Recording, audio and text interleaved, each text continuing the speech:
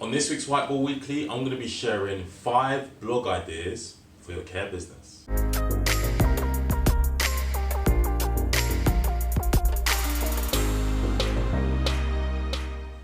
So, you know you need to write blogs, but you're thinking, where do I start? What subjects do I use?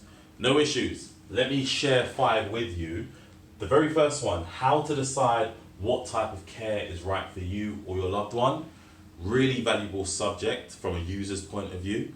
There are people who are in the early stages and maybe don't understand the differences between the different services, and it'll be a really useful blog, so I'll leave you to fill that in as the experts. Care home or living care, pros and cons. So with a blog like that, it's really important that you actually do make it a balanced argument with the pros and cons. And what I mean by that is, let's say for example a living care company, they created a blog but they kind of made it favour going down the living care avenue in a bid to win the user over. Well, actually it will do the complete opposite. The user would sense that this is kind of biased and it will instantly lose trust. So it's important to have that balance. The next one is 5 questions you should ask a care provider.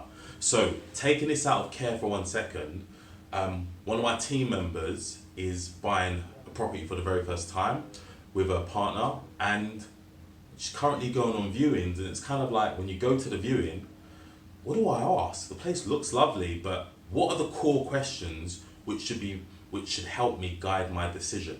So on a blog like that, help them. What questions should they be asking?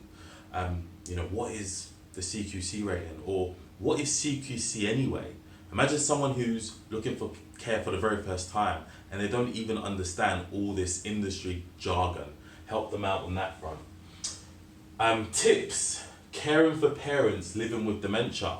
So this is a good one, and the great one about this is you're targeting the user when at an earlier stage. So they're not currently looking for care, they're looking after their parents and they're looking for tips.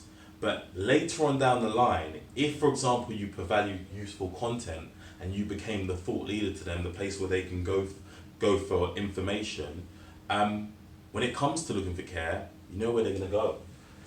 And then finally, how much does X care service cost? How much does respite care cost?